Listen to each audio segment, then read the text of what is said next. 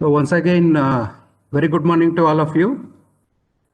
So in this session, we are having Dr. Prashant Mishra with us. So request our faculty member Monica Madam to introduce him to the participants.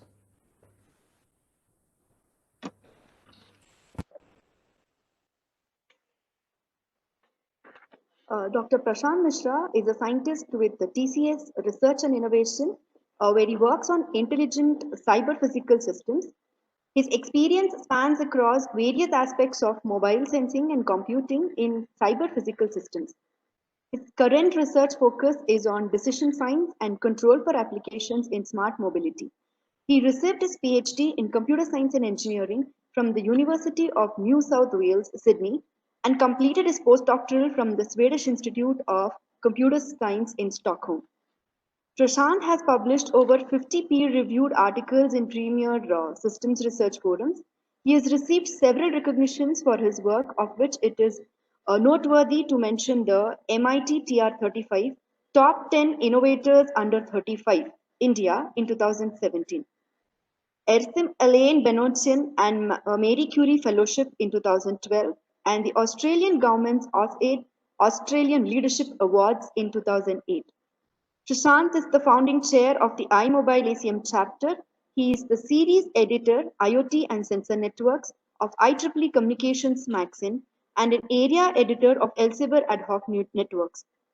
He is a member of the executive committee of IEEE Bangalore section and COSNETS Association. He is a senior member of IEEE and ACM. Welcome you to the session, sir. Over to you, sir. Thank you, Dr. Monica. Thanks, Dr. Sundar. Thanks for giving this opportunity to speak on smart city applications in this Atal FTP. So while I will talk on a subject of smart parking, before I dive into the topic, I will probably touch base. Just hold on one second. I'll just touch base as to how I am looking at this problem and the solution that we have come up with. Why do we believe the solution and architecture just makes sense from the current scenario that we currently live in? Okay, so essentially, this is not the exact title of my talk, but I will like to take this opportunity to just explain what do I mean by mobile sensing at scale and how does it relate to monitoring parking violations at scale in a city. Okay. So just moving ahead with my presentation. So let me set the context. Again, I'm not, I do not like to give too many numbers, but I think it's important to just put out some hard facts out there as to the current world that we live in. I think urbanization has taken on like a big bang. Probably every major city in the world is getting overcrowded. And as you can see, the stats say that in India, not in India, rather in the world, probably 15 lakh people move into larger cities every week. So that's a mammoth number, right? And India and China probably add around 60,000 people every day to this figure. So as you can see, the influx of people from various parts of the country into these major cities is happening at a very great scale. Now, what does that lead to? So I think that is where the link from urbanization and motorization comes in. And rather than talking about the world scenario, I will probably just focus on the Indian story here. So I think this is a data point that I've taken from the Ministry of Road Transport and Highways. But I think the summary of this particular slide is that for every 1,000 people who enter the city, around 16% end up buying a vehicle, which means that probably for every 1,000 people, around 160 to 167 new vehicles come on the roads of India, out of which around 135 are two-wheelers and the remaining close to 20 to 21 are passenger vehicles like four-wheelers and so on and so forth, right? Now, this stats is just for every 1,000 people. And as I was saying, India and China probably add around 60,000 people per day. So you can see what is the influx of two-wheelers and four-wheelers on the roads of India and how drastic and how rapid it will become in the years to come. Now, while this, so essentially just to give you a visual representation of how has that translated over the years. So this is MG Road in Bangalore somewhere in the early 90s, right? So you can see this is a road with very few vehicles, a couple of two-wheelers, again couple of four-wheelers that are parked on one side of the road, and the road is relatively empty. Now, fast forward from 90s to the year that we live in. So this is how MG Road looks like. In fact, this is quite a good picture of MG Road, which doesn't look very crowded. So it's the same, but just that the picture is taken on the other side. So as you can see, I think the scenario has changed. You have too many vehicles on the road, and the parking somehow has intensified in the number of vehicles that are probably parked on the road sideways, right? Now, what does this all say? So this all says that the urban story or the urban mobility story of India is a problem of plenty. Now, is that a good problem or bad problem? Now, yes, when you have a problem plenty, I think we get stretched for our resources. But our hypothesis here is that can we turn that problem of plenty and look at it from a different viewpoint and say that we have abundance of resources. And if you look at it from the point of abundance of resources, maybe that can help us to solve a lot of this smart city problems at scale by actually piggybacking on the resources that we have in abundance. Okay, so hope I'm able to probably give you some sense as to how we are thinking about smart cities in India, and what and how we are thinking about solutions for the smart cities in India, where we are trying to mostly see how we can reuse on the abundance of resources and use it to our advantage, right? So with that, I will dive into the main topic of my talk today, which is essentially parking, or the parking problem. Just 15 seconds of break. I hope I'm clear to my audience here. Any quick reactions or questions you have, you can just post it out in the chat window. I'll just pause for like 5 seconds and then move on.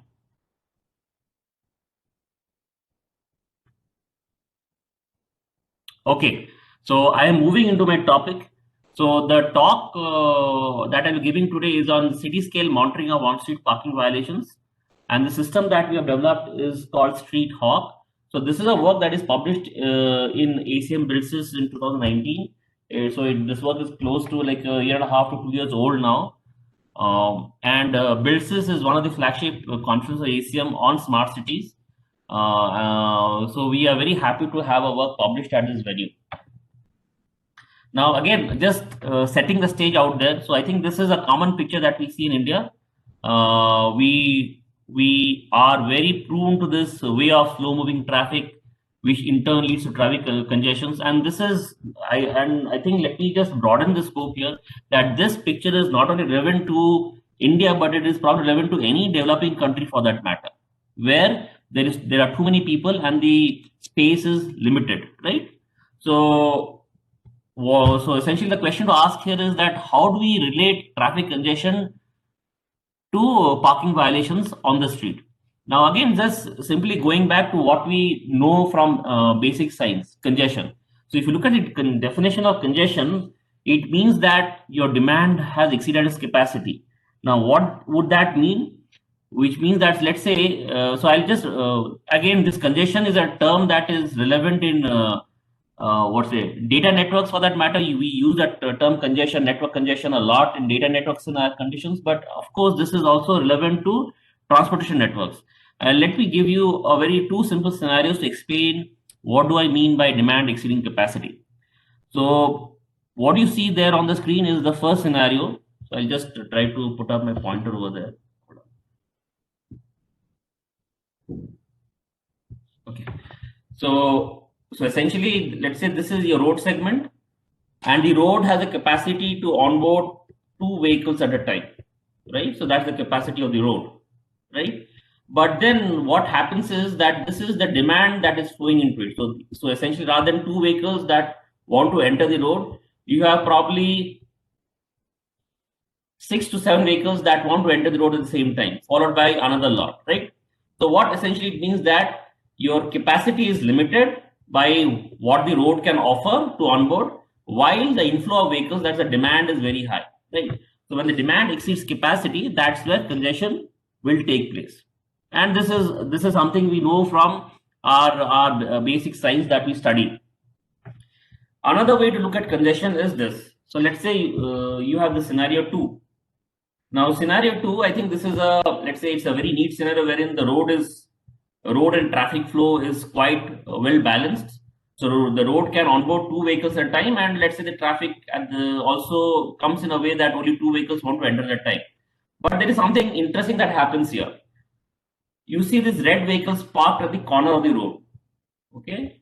Now what happens is that even if you have the right road capacity, because these vehicles, these red vehicles are parked along the side of the road, you inadvertently end up with limited capacity, which means that rather than onboarding 2 vehicles at a time, you can just onboard 1 vehicle at a time.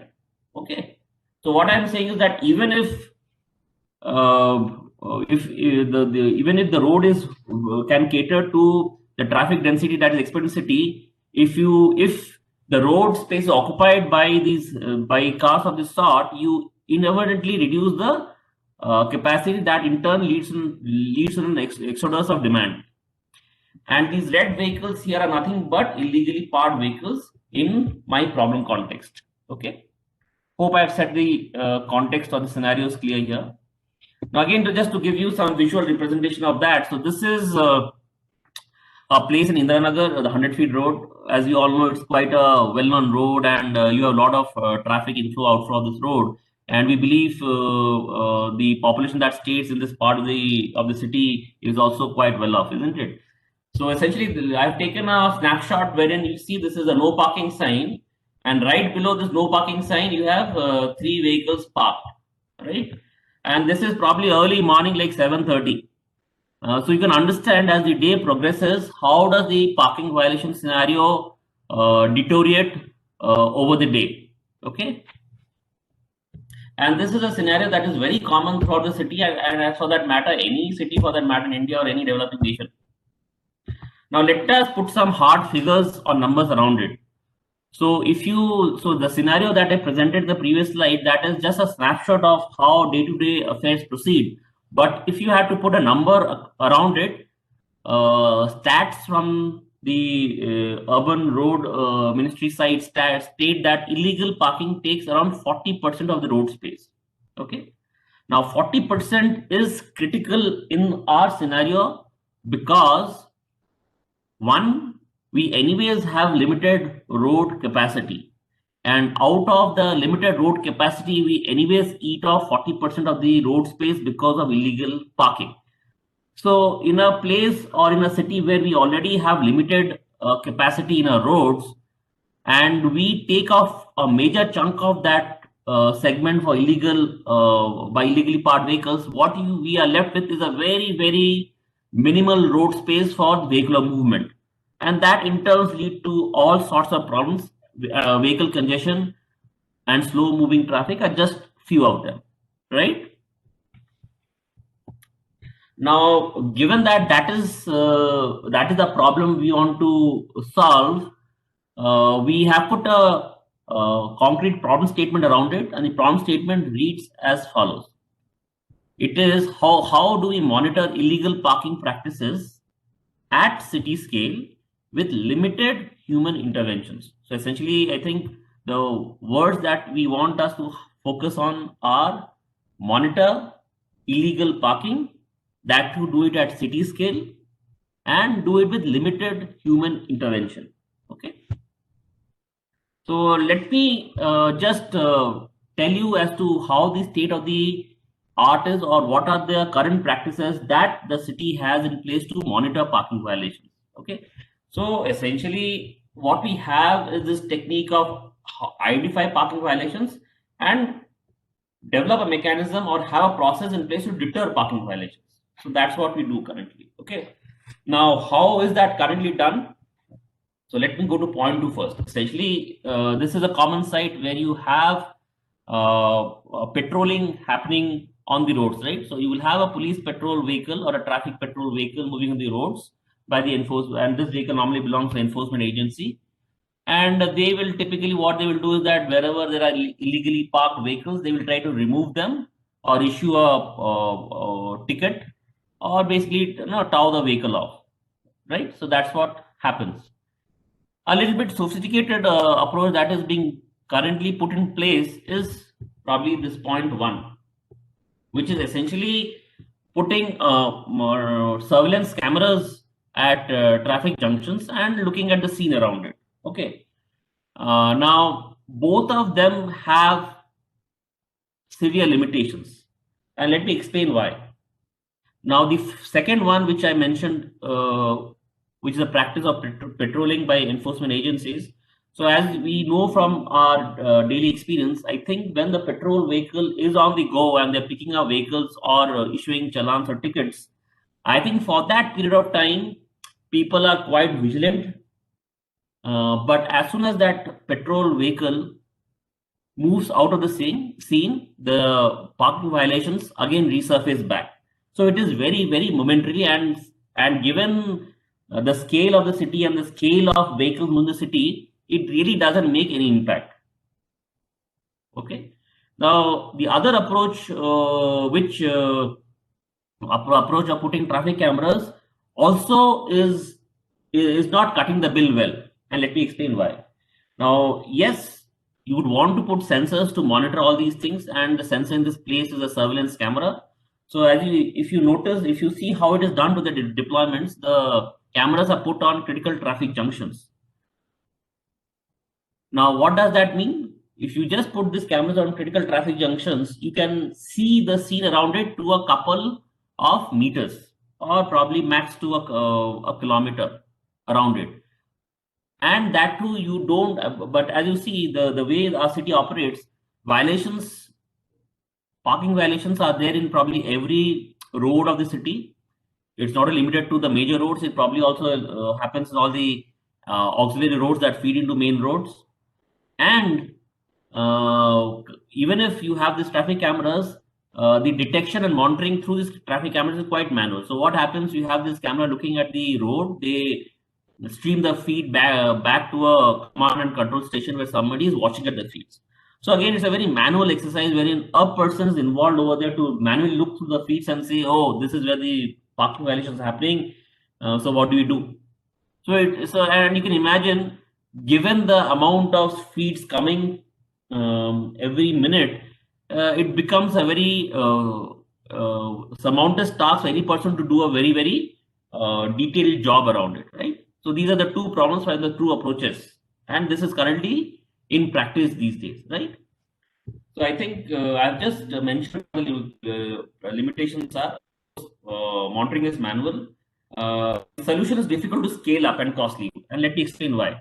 So again, if you go back to the traffic camera case, it's very difficult to put cameras on every. I won't say difficult.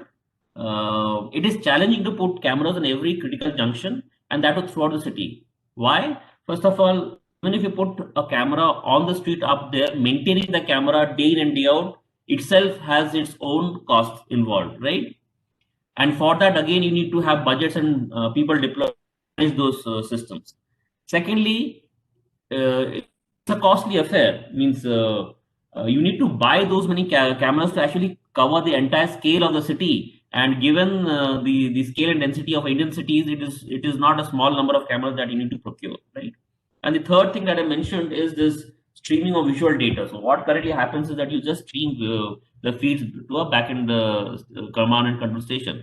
Now, because you are capturing all public data, you also have so essentially the private implications of these things are not well covered over there, right? So these are the three limitations of the two practices that we currently follow. So moving ahead, so essentially the proposal that we have come up with is this solutions called Street Hawk, and so the idea is very simple here. So the idea is that if you look at any average city of India, and let us take Bangalore for the example, you have too many people and vehicles moving around, and let us focus on one specific segment of vehicles, and those are the radio taxi operators. So you have a lot of Ubers and Olas running the city, right?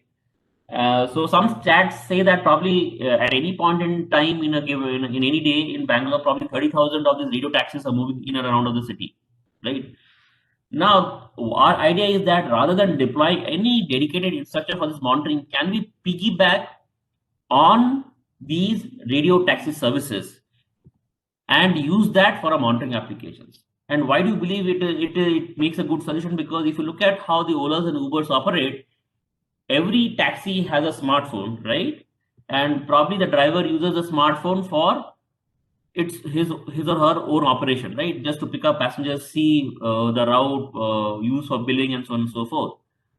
Now, if you can convert that smartphone that every taxi, Uber and Ola taxis carrying into a sensor, you really have a very dynamic and scaled infrastructure at probably a very, very minimal cost. I'll tell you how that cost factor comes in. But that is the essential proposal that why don't we piggyback on the ubiquitous smartphone infrastructure that is readily available on radio taxi services moving the city? And this is the proposal that we call it Street Hawk.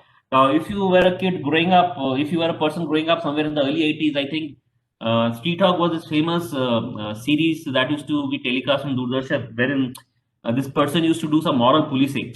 So we believe that our solution is nothing but also a moral policing solution. So that's why we were very excited to name it Street Hawk for that matter. Right? Okay. Now, how does this system operate? Now, again, the operation is again quite straightforward here. So as I said, if you look at any radio taxi service, you use a smartphone. They use a smartphone for operations. Okay. So the idea, and the camera of the smartphone points in the direction of the road, right? So the idea is that the smartphone will view the roadside parking scene. Okay. Next, all the feeds that are come to smartphone will be locally processed. So there won't be any streaming of visual feeds to a backend server. We would like to process all the feeds coming in locally and match it with the parking violation policy. And all those vehicles that are violating the parking policy in the city, we will collect an aggregate report and send it to the city authority. Okay. So and I'll tell you how it cuts across the limitations that existing solutions have. Now, just to name some of the features of the solution, first of all, it is easy to scale. Question is why?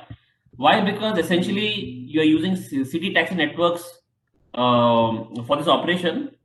They are quite widespread, right? You just don't have like 50 or 100 odd taxis in the city, but you have probably a couple of thousand of taxis in the city. Next, it is and secondly, it's basically since you are processing everything here, it is like an edge-based solution, and these edge-based solutions scale very well. Tomorrow, if you introduce 10 more vehicles into the city premises and each can take care of their own processing, so essentially you don't add any load on top of what the initial operations are anyways running. So it scales really well in that sense. Second, it is low in cost and deployment complexity. Why? Because you look at it, this is a smartphone that is already with the driver of this radio taxi, right? So you are not giving any additional smartphone for this work. You are just piggybacking what they have, right? Now, yes, so essentially you already have the infrastructure in place. What a city government has to pay for is basically the cloud part of it, which is the backend part of it, which is a very small cost compared to deploying so many smartphones on the roads of Bangalore for that matter, right? And secondly, the deployment complexity is low in the solution because see the driver anyways has to use the smartphone for his own operation.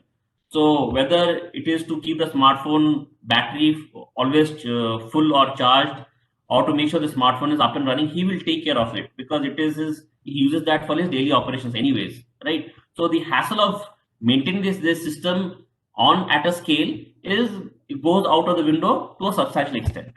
Right? Third point, it is real-time and privacy preserving. Real-time, why? Because we will do real-time detection of parking violations, and privacy preserving, why? Because we will capture the visual feeds and process it on the smartphone itself and then chuck out the visual feed. So none of the visual feeds are stored either on the phone or are sent back to the backend station, right? Fourth thing, it is automated in the sense that essentially what we would require the driver is to install this app that we have designed, Street Hawk, and that's it. Once the app is installed, I think the rest flows from there. So there's no manual intervention from the driver post installing the app from there, right? So these are some of the features that we believe that the system brings in. Now let me go to the architecture of this system. And let me first talk about the high-level architecture. So essentially the high-level architecture and the related system level challenges.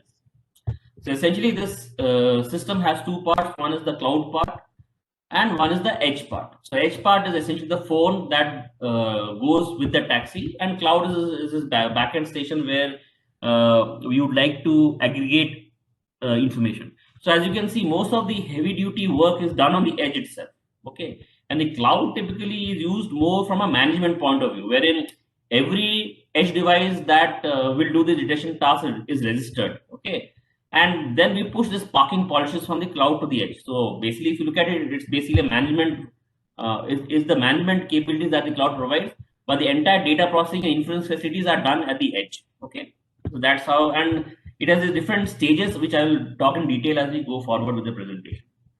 Now, the first system level challenge is that we are solving a high speed mobile vision problem, and that too with an inverted architecture. And let me explain why this statement.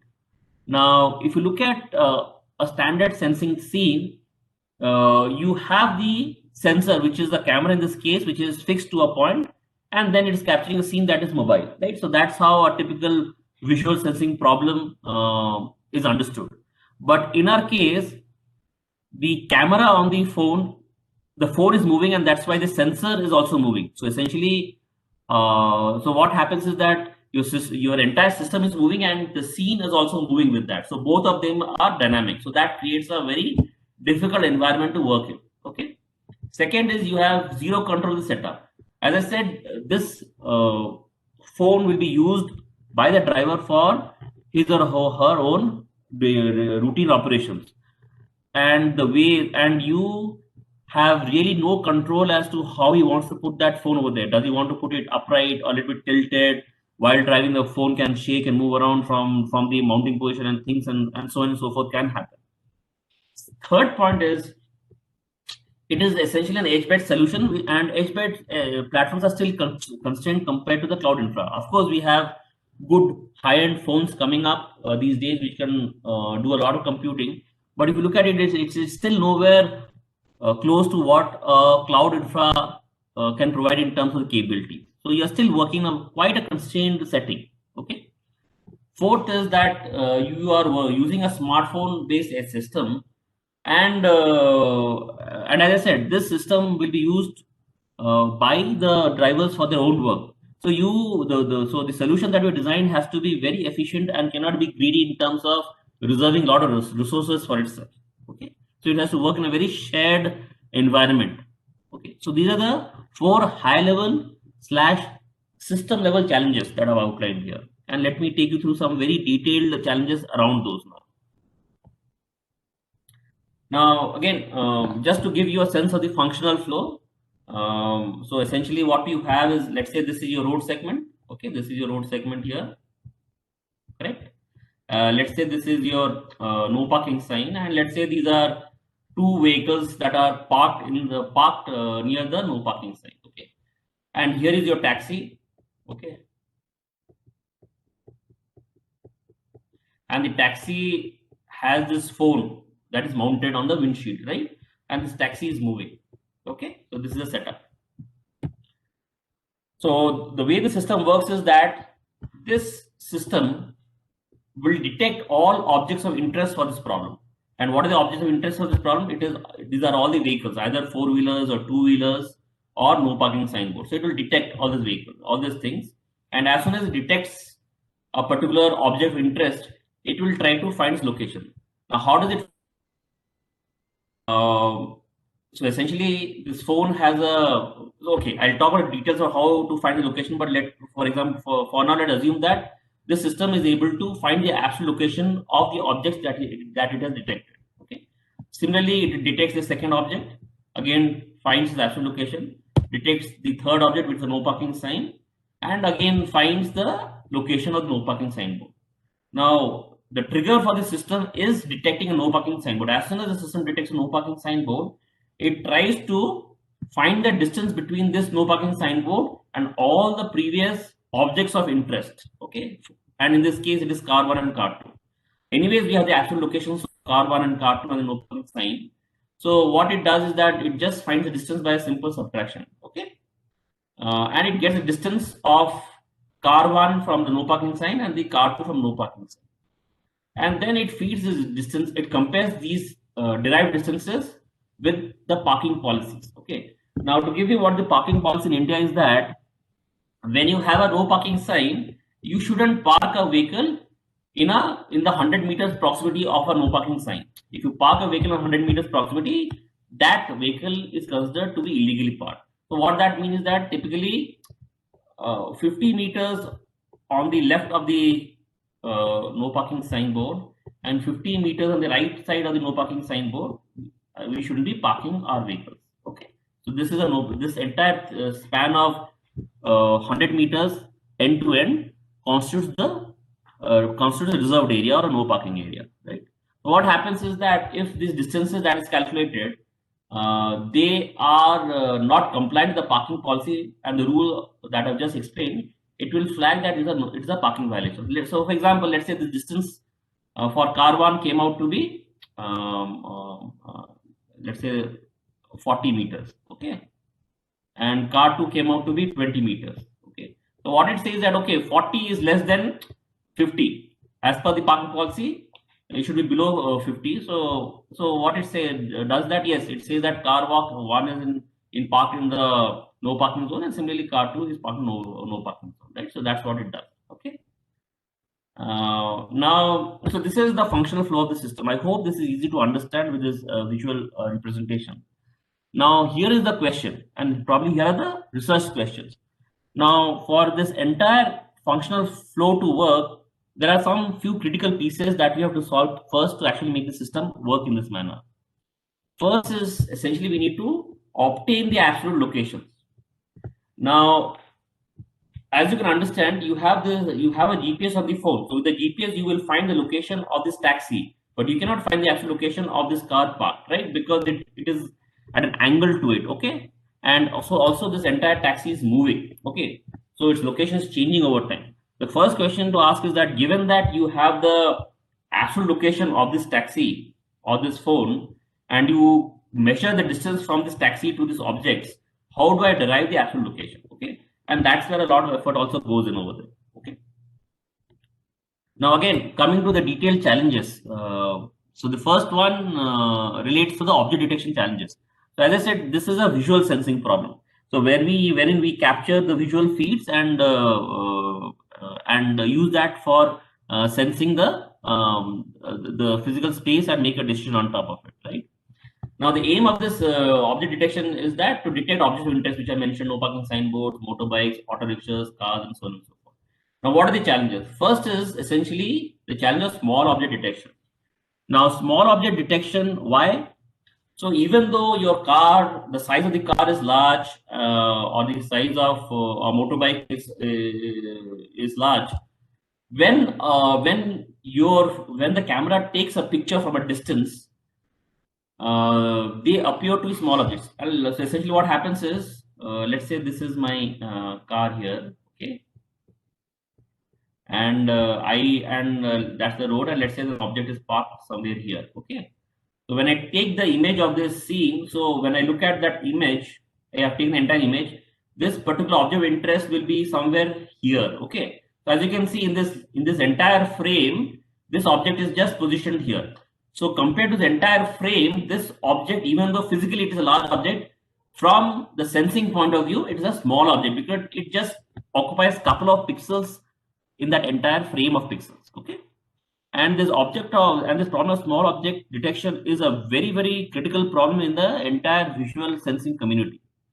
So it's a quite unsolved problem. So I think people have come up very nice techniques and algorithms to detect large objects and medium-sized objects, but it's still a very open research problem to solve for small objects. Okay.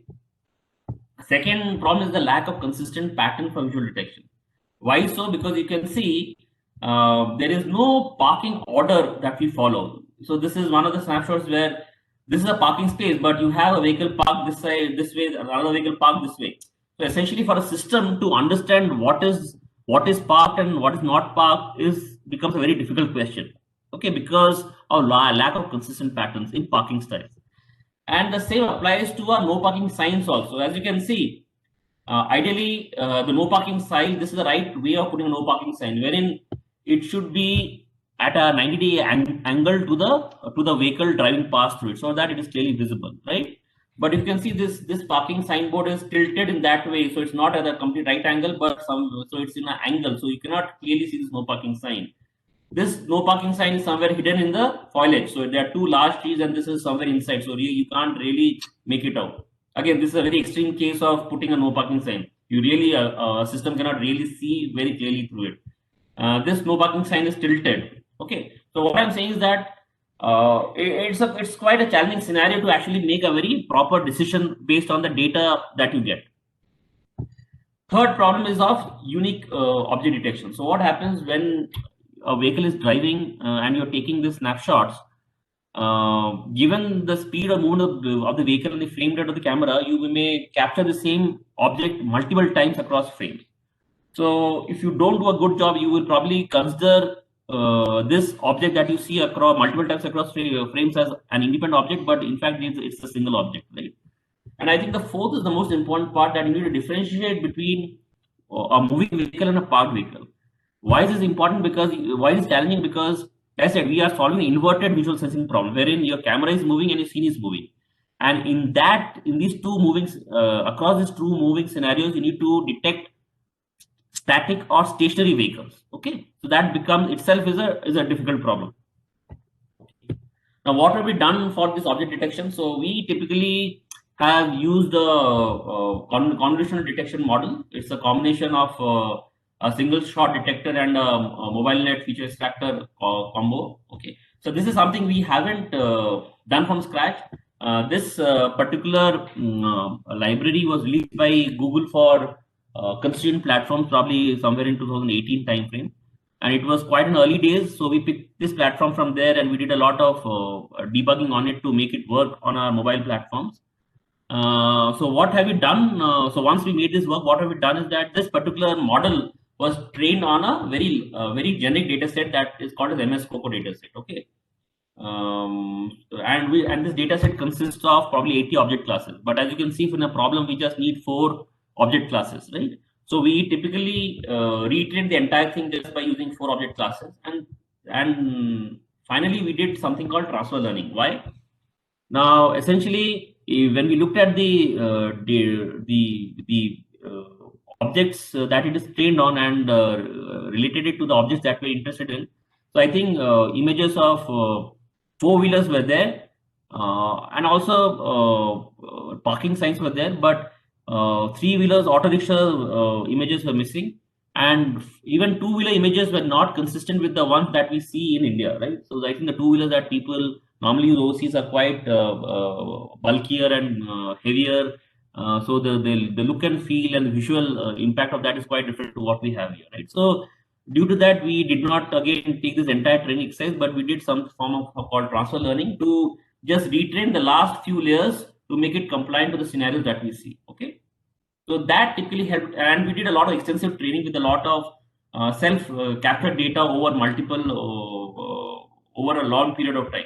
So that due to the rigorous training and this transfer learning approaches, we were able to overcome this challenge of 1 and 2. So what is 1 and 2? The small object detection and lack of consistent patterns. As I said, I don't think we have done any rocket science here. I think the USP of making this work was to really collect as many data points around the objects that we're interested in and train very hard on it. Okay, so that somehow gave us some little bit performance improvement in detecting small objects. Okay, now the second the other challenges of ranging. As I said, if this is a taxi and we have to find the distance of this taxi from the vehicles that are parked, so ranging is an important question, right? Find the distance from the camera to the detected objects. Now, what are the challenges over there? Now, since the camera is moving, you need an algorithm that is ultra fast in finding the distances. So and due to that, you have a lot of constraints that type algorithms that you can use. And I think this is an interesting challenge that how do you measure a certain range using a single camera system? Now, let me explain what do I mean by that. So if you take the camera on your smartphone, they are good enough to detect a range of up to like 10 to 15 meters. Okay, based on the so essentially, yes, you can see as far as you want, but given the focal length and other things, you can probably see very clearly till 15 meters, and beyond that it is very fuzzy. So essentially the SNR has really gone down, right?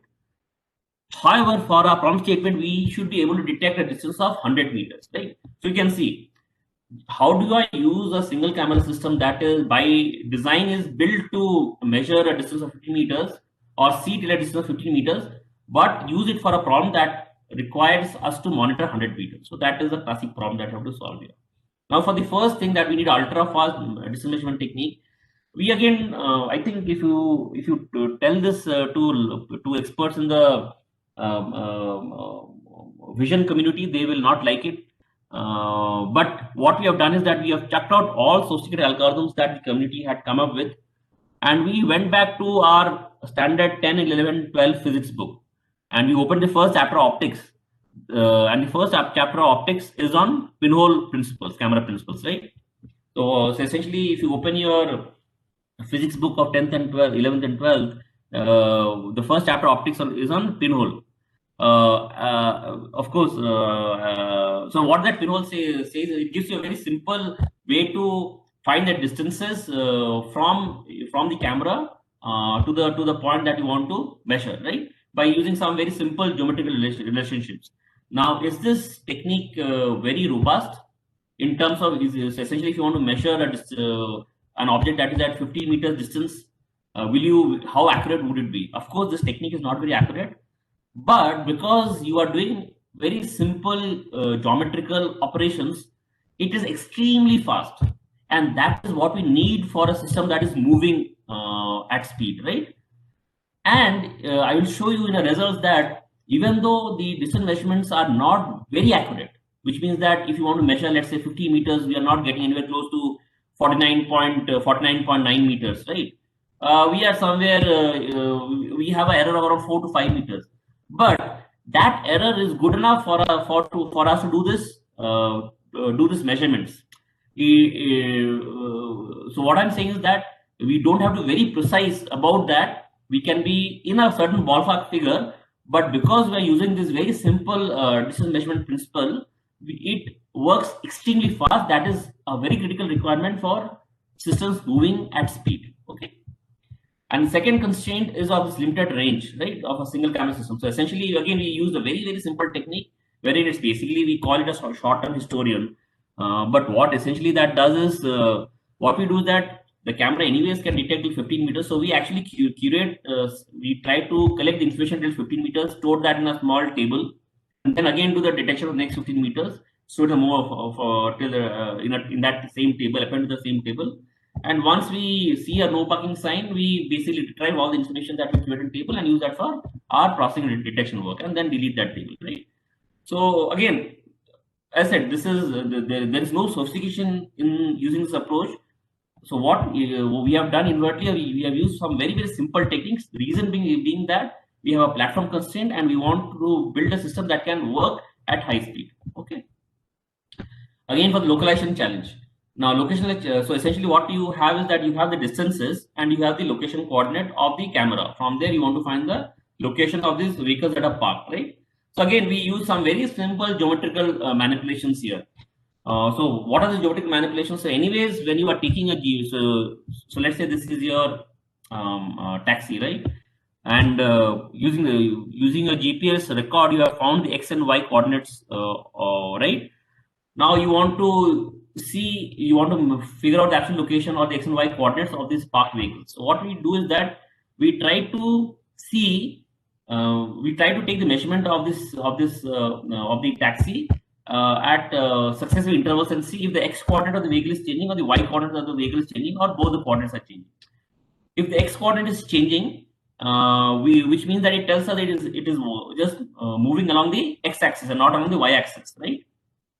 Similarly, if the Y coordinate is changing only, which means that it's just moving on the Y axis, not on the X axis. While if both the coordinates changing, it is moving in some in an intermediate way, right?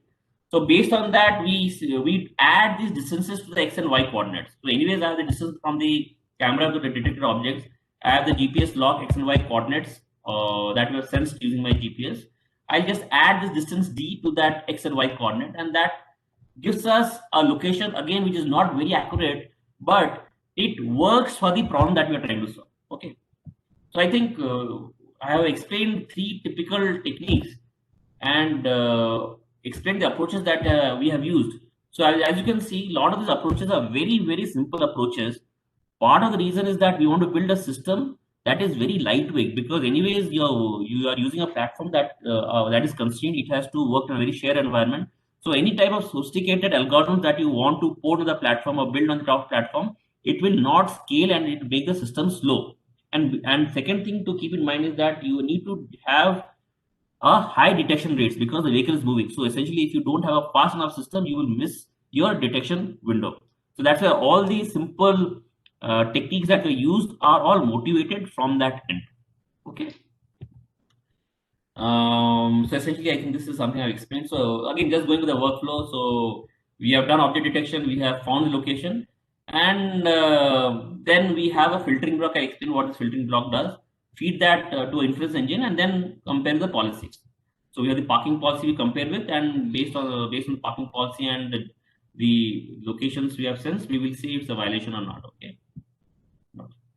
Now I think this filtering is one of the most critical steps of the entire process. And let me explain why. So as I was telling you that we need to detect vehicles that are stationary or parked in a scene that is moving, and using a sensor that is moving, right? So essentially what happens that this is me driving my car and the camera is looking at the scene, right? So what my system, if I don't use this filtering, it says that this particular car in front of me is moving. Okay, this car in front of me is static, is parked, but if you look at it, it's actually moving. Okay, and these types of confusions arise because of erroneous object detections. Now, how do I control these things? So again, here we have tried to use a very, very simple heuristics, which makes sense here. So what we do is that, and let me explain the heuristics with a very simple example. Let's say this is my taxi, and let's say this is the vehicle in front of me. Okay, let's say this is V1. Now, if my taxi is moving and I am sensing the distance from this point to this point, and if this taxi is moving, let's say next time frame it is moved to this point, next time frame it is moved till this point. So you can see the distance d keeps on decreasing if this particular object is stationary. Okay, so if this particular car is parked and my taxi is moving, this distance will decrease in every time instant. And this is a simple rule that I use, saying that if the distance between the taxi and the object that I am detecting decreases, I infer that this is a stationary object. Whereas if this guy was moving, this distance won't decrease in a very, very specific manner. So there'll be some decrease, some increase, but it won't be very apparent. Okay, so I use the simple heuristics to say if a certain object is stationary in my scene or it is moving in the scene. Okay, and this filtering helped a lot to get better results. Okay. Now I have till this point I've explained the system aspects and the different techniques we have used in the system. I'll probably share some evaluation results now.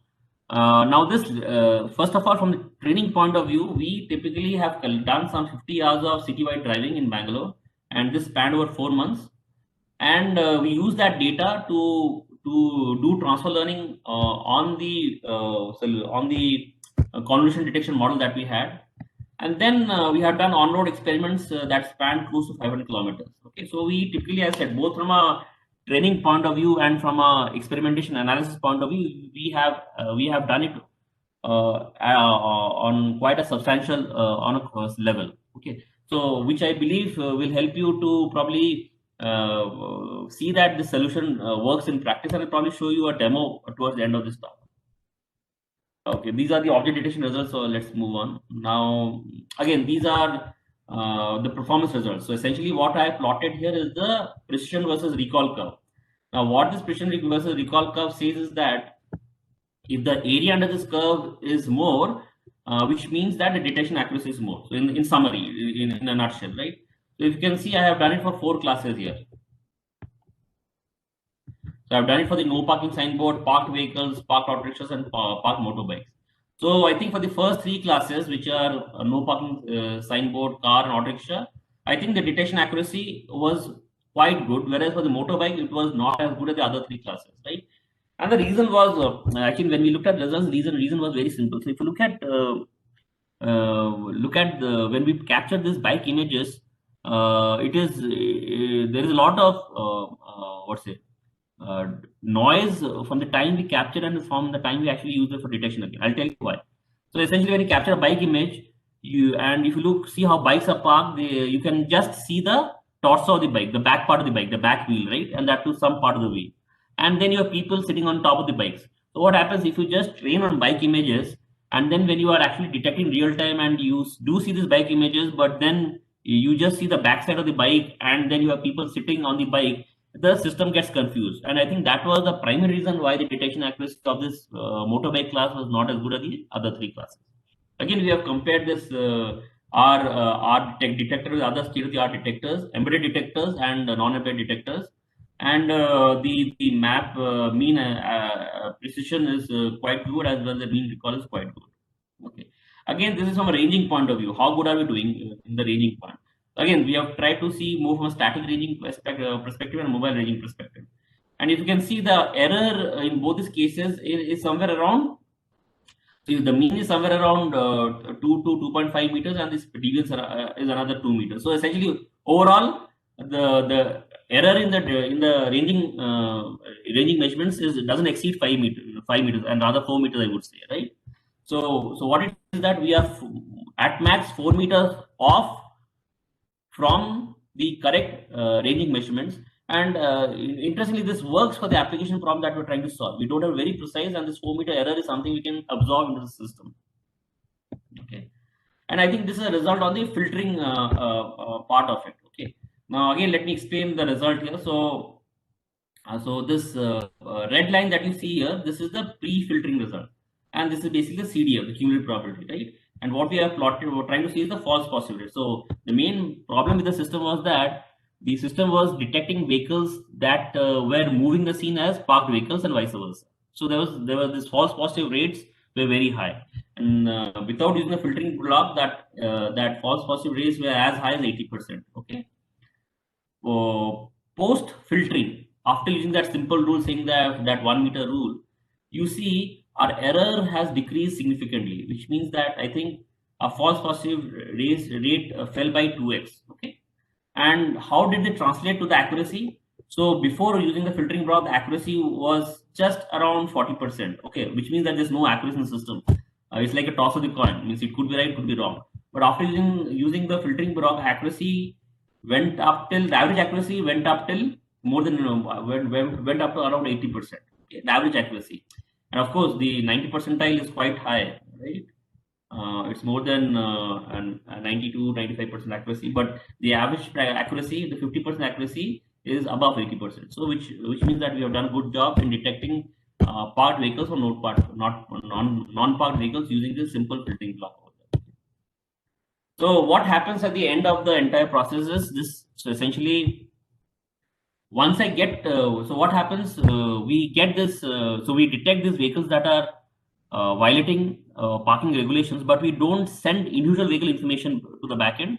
We aggregate the information and send it to the backend. So what does that mean? So when I see a no parking signboard, I don't say that XYZ vehicle number is violating the parking rule. Rather, I say that there are 10 vehicles violating in that parking near the no parking signboard that's located at location XYZ. Okay, so we send aggregate results. Okay, and we create. So this is a map that is generated after in real time as the taxis move around and more data around it get collected. So it's more like the Google map that you see for traffic, right? So essentially for parking also we create a similar map. So places where you see as red, those are the regions that have the highest parking violations, and the places that you see green are the places that have the least parking violations. So this is me driving from two different locations to office actually, okay, or probably from home to two different locations. So essentially, and it was interesting. I think in all the ancillary roads that feed into the main road, the parking violations were quite high, which is quite understandable. Whereas on the main roads, where typically the freeways and other things, the parking violations are low. Okay, and And I'll just show you a demo before I summarize this. Yeah.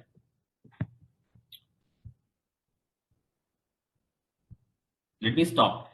So essentially, what you see in the left side of your screen is the baseline, which means that if you pick up a very off-the-shelf solution that is available out there and use it, this is how good you will get. So that's what we call the baseline. And then this is a proposed algorithm with the different techniques that we use as part of it, right? So when the system sees the scene, it will first of all detect the object with a certain accuracy, and it will figure out the distance of that object from the phone. Okay, so you basically sense these two basic parameters, and then do the other number crunch exercise post that. Right? So as you can see, as you are moving, you detect the vehicle and the distance to that, right? In both the techniques, right?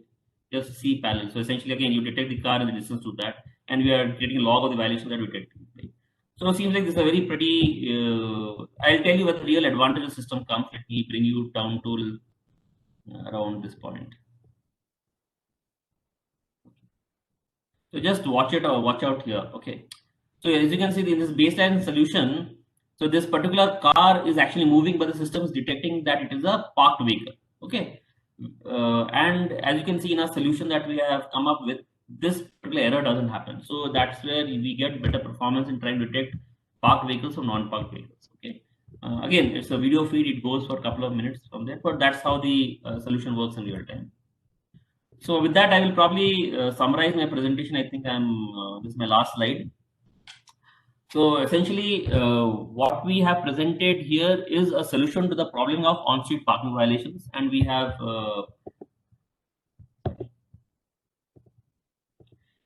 come with a system called StreetHawk, which essentially is a smartphone-based system, edge system, which combines visual sensing with lot of the compatible machine learning algorithms and analytical models.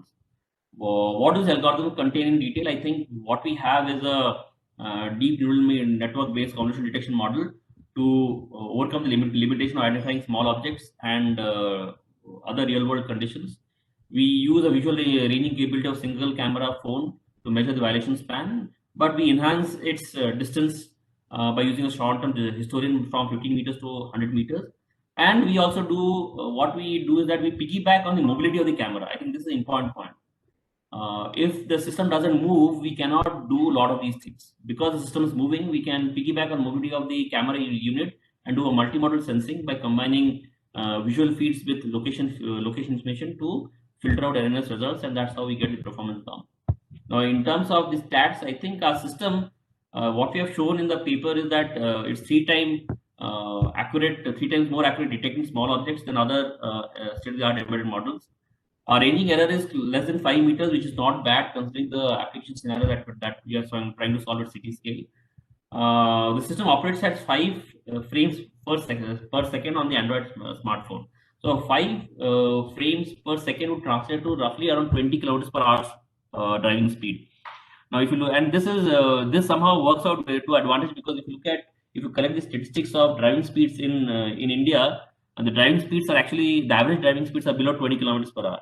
So typically, you have a system that actually is conformant to the average driving speeds of cars in the country. So essentially, what we're saying is that this 5 frames per second detection speed helps you to not miss any detection events. Of course, if the car moves faster, like 40 km, you will miss a couple of detection events.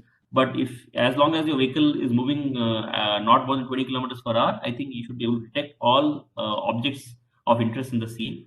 And I think after doing all of the exercises, I think our accuracy of detecting parking violations is close to around 80%, compared to a very manual approach of detection, which anyways is highly accurate anyways, right? You are able to probably pick up all the vehicles that is no parking zone. But if you use this automated way of detecting parking violations, we are as good as 80%, right? So there's still a scope for 20% improvement in this related. So this is what I had to present on the parking violation work that we have. With this, let me probably end my talk and open the floor for any questions or comments that the audience may have on this topic. So thank you very much. Over to you, Dr. Sundar. I think let's take some questions if the audience has a few.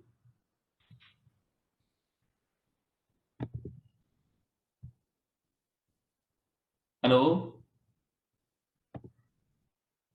Yes, sir. So just mentioning that I have finished my talk. So if the Yeah, audience yeah. will offer a couple of questions, I think I'll be happy to Yeah, answer yeah. any Yeah, questions. questions are there, sir. Yeah, questions are there. Yeah. Madam, mute ಮಾಡಿ.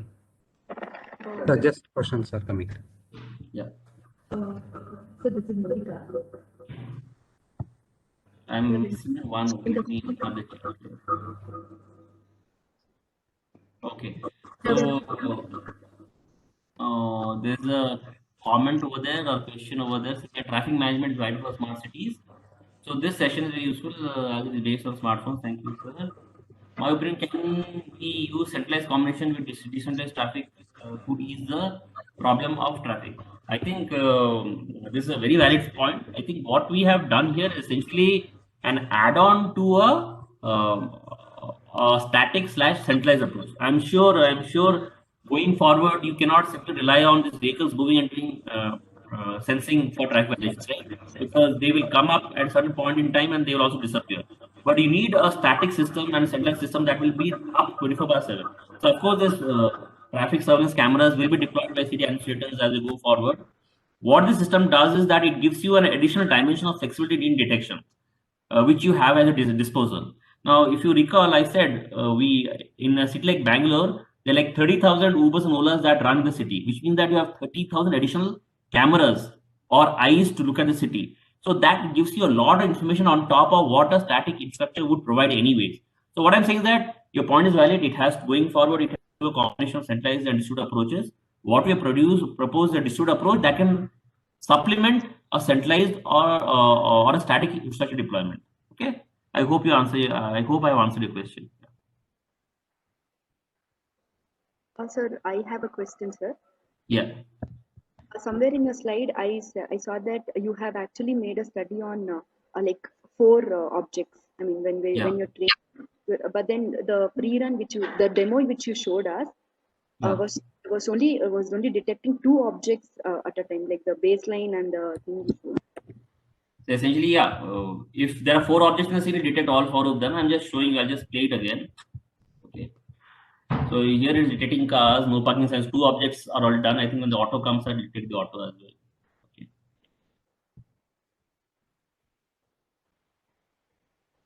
Detects the auto over there, right? Again, the car. Okay. So essentially, I said, if in a certain scene, okay, you can see 3 objects are getting detected in a scene. So I said, in a certain scene, if you have all the 4 objects present, detect all 4 of them. If it has just 2 objects or 1 object or what combination of objects are present, it detect those many objects. Okay. So in fact, detecting the model is trained to detect all 4 of them. Anyways, it's a matter of time as and when they come up. Okay. Sir, what is the learning technique which you have used, sir? As I said, so essentially we have a deep convolutional neural network model, right? But what we do, and this is a model that we picked up from an initial release that Google had made in 2018.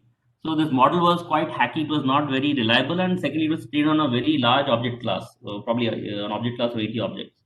So what we did was that we did some things to make that system work on the platforms that we're using, the smartphones that we're using.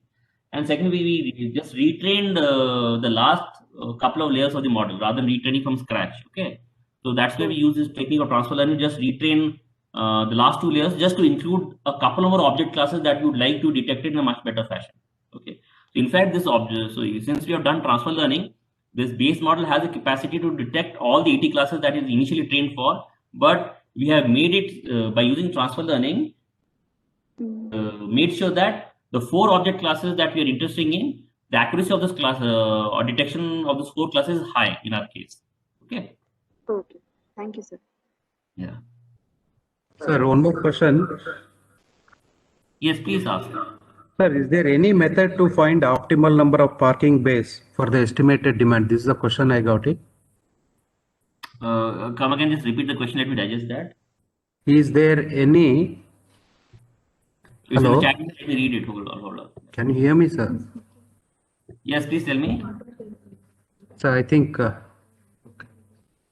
Please unmute your phone, the Martin Banil. No, sir. You please repeat the question. I can hear you. Unmute the other. Yes, sir. Volume. Sir, you can go ahead and ask the question. I can hear you.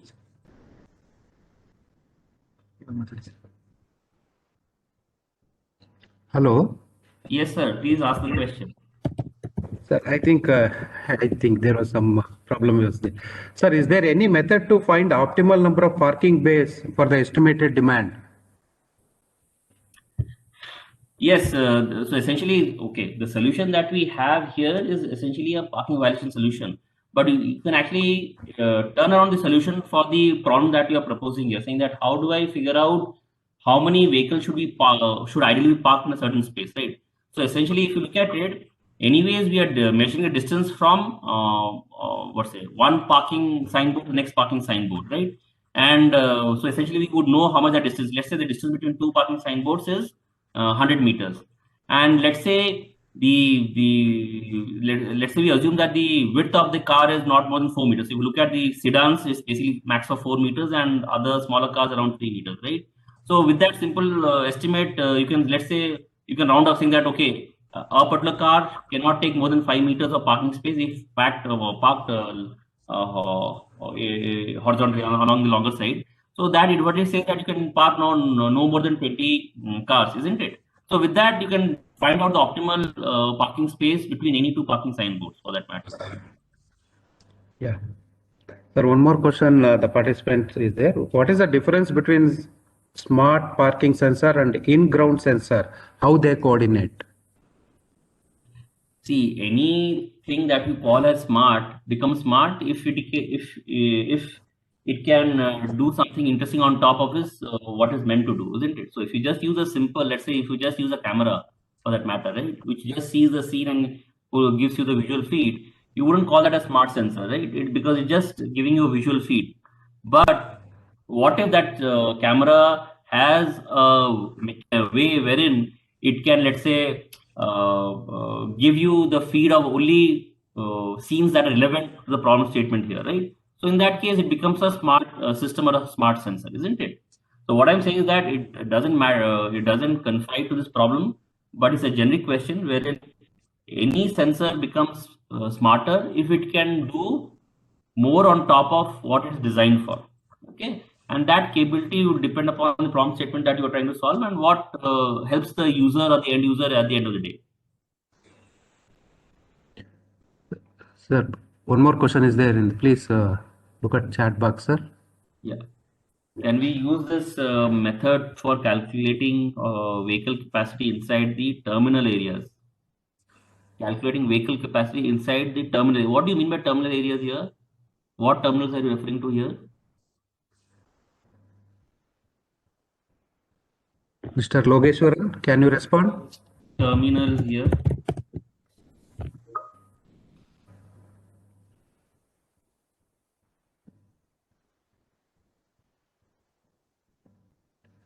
Okay, Bus terminus. What he says is that if we read, can you use this method for calculating vehicle capacity inside bus terminals? See, sir, there are two. I'll probably give two answers to this questions. Yes, but why? Okay, yes, because as I said, this technique, this solution can infer the distance between any two objects of interest. And as I said, you can detect the distance between two typical cars or from a car to a no parking signboard or between different signboards. Right? So as I said, if you replace that object of interest with any object that you would want, it can measure the distance between those two objects, right? But see, these systems are designed to do this measurements at scale for a city-wide deployment, right? Now, for a bus terminal, there is a very small space. I'm sure it's not at the scale of a city, right? Which you can anyways do by using off-the-shelf sensors, or you can also have a person go and do a manual surveillance, right? So, question to ask is that do you really need these systems to measure the capacity inside bus terminals? Yes, you can of course go and do it, but I believe it might be an overkill, right? Which can be and this capacity measurement inside bus terminals can be done through alternate means, which typically would be much more lighter and would make more sense from the question that you're asking, isn't it? So what the simple answer is, yes, it can do, but I would like to ask the alter question, why? Why would you use the system to measure capacity inside bus terminals? So any other questions from the participants?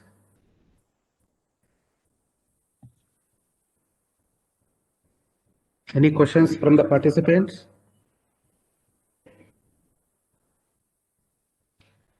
I think if no questions are there, so I think we'll end this session with Thanksgiving.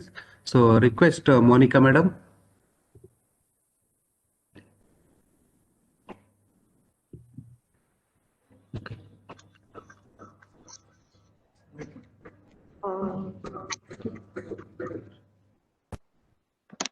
Thank you very much, sir. It was an informative session.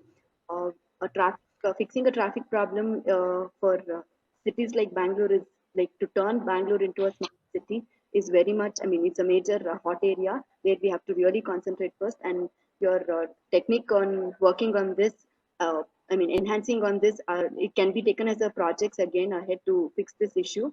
Thank you for your informative session, sir.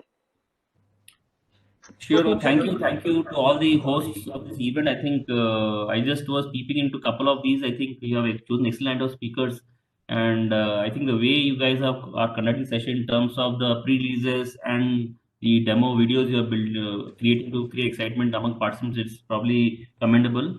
So please keep up the good work, and I think please organize such future informative sessions for other participants in the future. And let me know if I can help you in any other way. I'll be very happy to do so also. So thank you very much, and thanks for your time and invitation. Thank you.